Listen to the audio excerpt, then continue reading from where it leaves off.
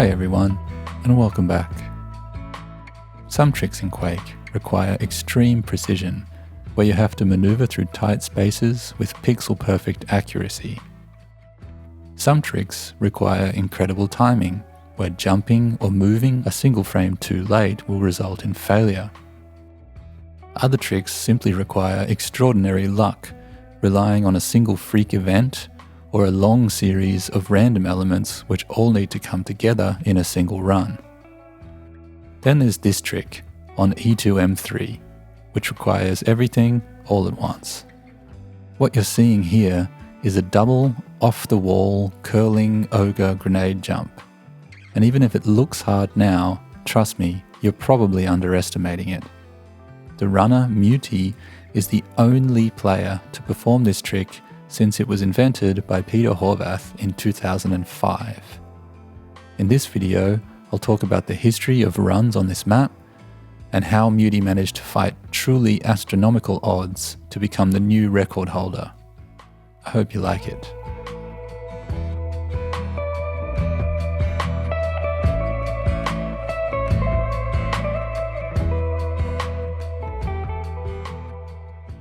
As in a lot of original Quake maps, the exit area on E2M3 is waiting in plain sight at the top of these platforms if only you can reach it. Early speedrunners rushed to get the grenade launcher in order to boost up to this top platform, where killing this Death Knight opens up the final room to the exit. In 1997, Gunnar used a fairly simple route through this secret teleporter in the water to reach the grenade launcher, getting a time of 53 seconds. Shortly afterwards, Justin Fleck brought the time down first to 44 and then to 42 seconds with the same strategy. This route did feel a little convoluted, given that the grenade launcher is just across this gap near the main area's entrance. In 1998, Peter Horvath lured this ogre out from its room, lined up a perfect bouncing grenade, and performed this huge boost, just barely reaching the platform on the other side. This is just about the maximum distance you can boost with a single ogre grenade, and it's almost shocking how often Peter revolutionized individual maps with his use of these kinds of boosts.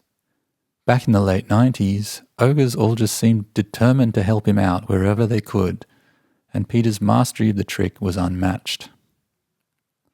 His new record on E2M3, 8 seconds faster than Justin, stood for 3 years before Joe came onto the scene. Joe had some of the best movement in the game at the time, and he improved Peter's record twice with better bunnies and some small tweaks. This record lasted from 2001 until 2005.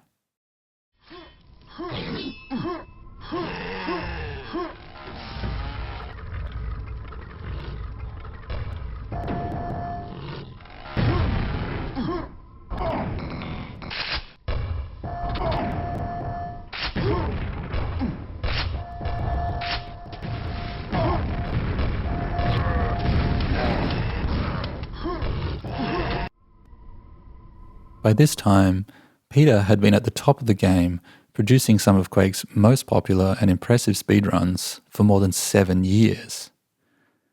Sadly for us, he was about to retire from the Quake scene, but he still had a couple of tricks left up his sleeve. At the end of his Quake career, Peter produced one of the most spectacular demos ever made, this 22-second run on E2M3.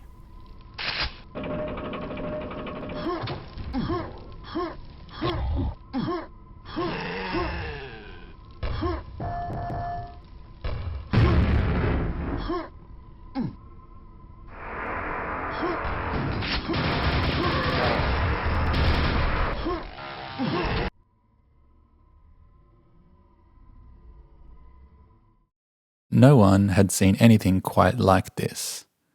It turned out that you could skip the grenade launcher entirely and use a double ogre grenade boost to curl around onto this ledge before using the slope to make it up to the top level. Because he had skipped the grenade launcher, he couldn't easily kill the final Death Knight, so he took a small detour around these slim edges to grab the secret quad damage before heading to the exit.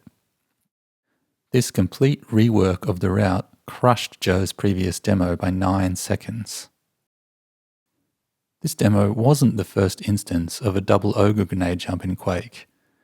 Peter himself had performed one on E3M3 all the way back in 1998, before later runners realised that a single grenade was just enough to reach this top platform.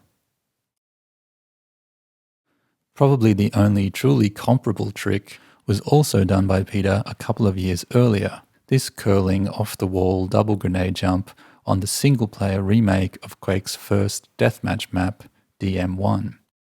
I wonder if he took some inspiration from this older demo when he discovered the trick on E2M3. Cut to 18 years later, in June of 2023, and still no one had challenged Peter's demo. Long-time viewers of this channel can probably predict the next chapter in the story.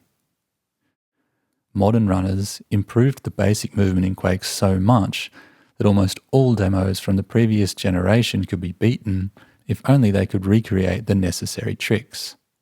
But in the case of E2M3, not a single player had ever been able to perform Peter's boost. That is, until Muty came along.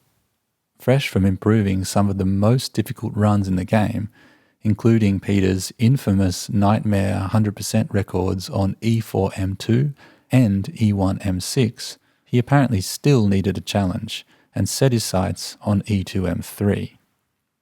He quickly discovered, just as many players before him, that he simply couldn't recreate Peter's boost. No matter how precisely he tried to match Peter's movement and setup, the ogre just wouldn't behave. This isn't to say that it wasn't possible, it's just that ogres are agonizingly unpredictable on easy skill, and there didn't seem to be any reliable way to perform the trick in the same fashion as Peter. Most people would simply give up at this point, but Muty is built different, and he decided to forget Peter's method and find his own setup for the trick. What followed was a massive grind where he tested every possible variable: how the ogre reacted to Muty's movement, when and where it could potentially fire the grenades, and how he could line up the two shots for the double boost. After a ton of work, he did eventually find his own setup, but the RNG sequence required is almost unbelievable. If you think I'm exaggerating, just watch his reaction the very first time he successfully landed the boost while testing his setup.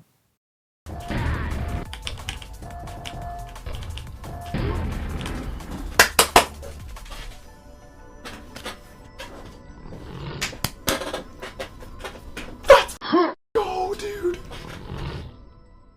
This wasn't a run, this was just the proof of concept. Let's break down Muty's setup and we'll do some rough probability calculations as we go along. Of course these numbers aren't perfect, but Muty did enough attempts that we can at least make an educated guess. First, he needs to pass the ogre on the left side and not get blocked. Next, the ogre needs to perform a quick melee attack with the chainsaw. Muty then shoots the ogre, and he needs a specific stun animation. The ogre then needs to quickly fire its first grenade. Muty then hides from the ogre, pokes his head around the corner, and the ogre needs to fire its second grenade equally quickly. This is where the fun starts.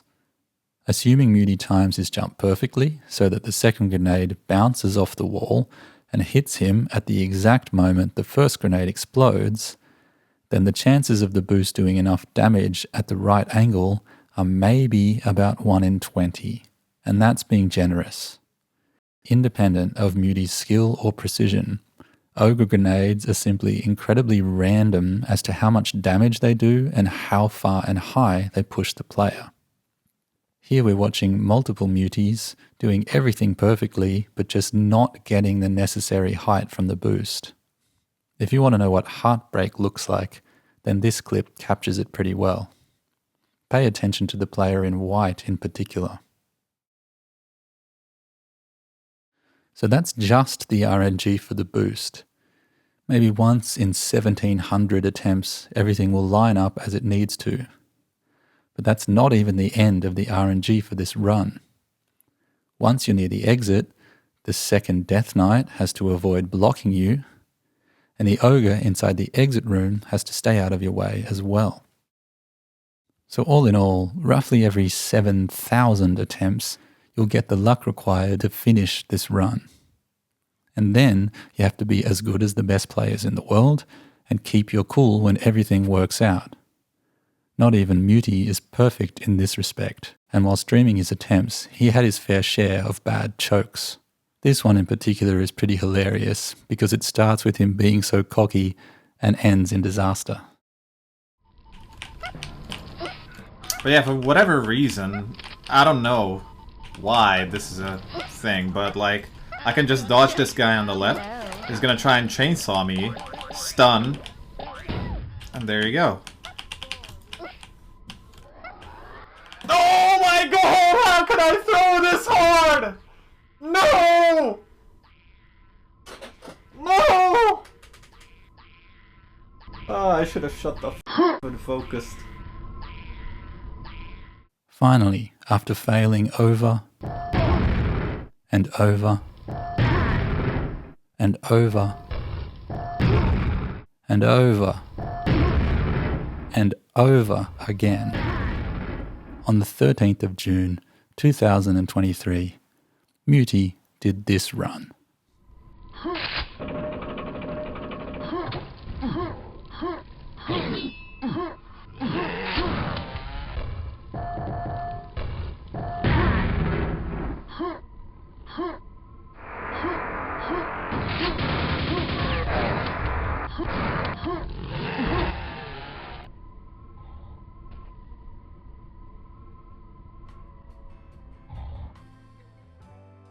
This really is one of the greatest Quake demos ever recorded.